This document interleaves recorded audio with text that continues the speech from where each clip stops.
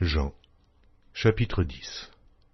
En vérité, je vous le dis, celui qui n'entre pas par la porte dans la bergerie, mais qui y monte par ailleurs, est un voleur et un brigand. Mais celui qui entre par la porte est le berger des brebis. Le portier lui ouvre, et les brebis entendent sa voix. Il appelle par leur nom les brebis qui lui appartiennent, et il les conduit dehors. Lorsqu'il a fait sortir toutes ses propres brebis, il marche devant elles, et les brebis le suivent, parce qu'elles connaissent sa voix.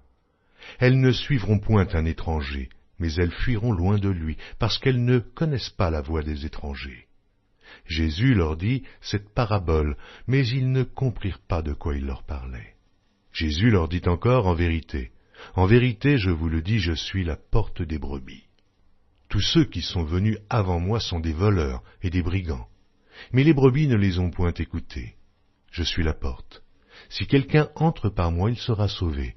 Il entrera et il sortira, et il trouvera des pâturages. Le voleur ne vient que pour dérober, égorger et détruire. Moi, je suis venu afin que les brebis aient la vie, et qu'elles soient dans l'abondance. Je suis le bon berger.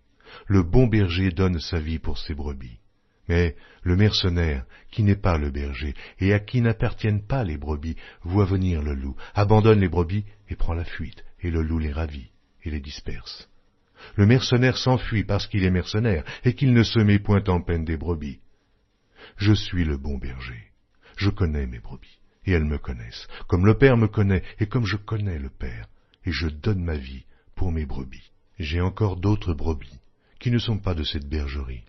Celles-là, il faut que je les amène, elles entendront ma voix, et il y aura un seul troupeau et un seul berger. Le Père m'aime parce que je donne ma vie, afin de la reprendre. Personne ne me l'ôte, mais je la donne de moi-même. J'ai le pouvoir de la donner, et j'ai le pouvoir de la reprendre. Tel est l'ordre que j'ai reçu de mon Père.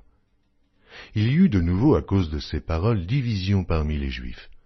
Plusieurs d'entre eux disaient, « Il a un démon, il est fou. Pourquoi l'écoutez-vous » D'autres disaient, « Ce ne sont pas les paroles d'un démoniaque. Un démon peut-il ouvrir les yeux des aveugles » On célébrait à Jérusalem la fête de la dédicace, c'était l'hiver, et Jésus se promenait dans le temple, sous le portique de Salomon. Les Juifs l'entourèrent et lui dirent, « Jusque à quand tiendras-tu nos esprits en suspens? Si tu es le Christ, dis-le-nous, franchement. » Jésus leur dit, « Je vous l'ai dit, et vous ne croyez pas. Les œuvres que je fais au nom de mon Père rendent témoignage de moi. Mais vous ne me croyez pas, parce que vous n'êtes pas de mes brebis. Mes brebis entendent ma voix, je les connais, et elles me suivent.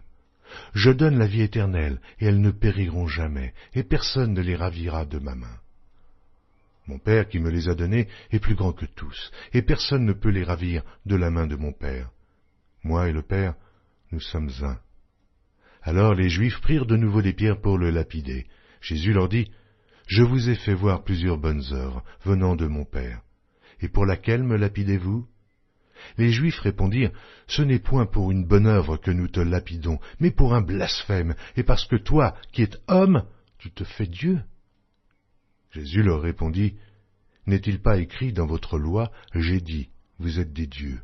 Si elle a appelé Dieu ceux à qui la parole de Dieu a été adressée, et si l'Écriture ne peut être anéantie, celui que le Père a sanctifié et envoyé dans le monde, vous lui dites, tu blasphèmes. Et cela parce que j'ai dit, je suis le Fils de Dieu. Si je ne fais pas les œuvres de mon Père, ne me croyez pas. Mais si je les fais quand même, vous ne me croyez point. Croyez à ces œuvres, afin que vous sachiez et reconnaissiez que le Père est en moi, et que je suis dans le Père. » Là-dessus, ils cherchèrent encore à le saisir, mais il s'échappa de leurs mains. Jésus s'en alla de nouveau au-delà du Jourdain, dans le lieu où Jean avait d'abord baptisé, et il y demeura. Beaucoup de gens vinrent à lui, et ils disaient, « Jean n'a fait aucun miracle, mais tout ce que Jean a dit de cet homme était vrai. » Et dans ce lieu-là, plusieurs crurent en lui.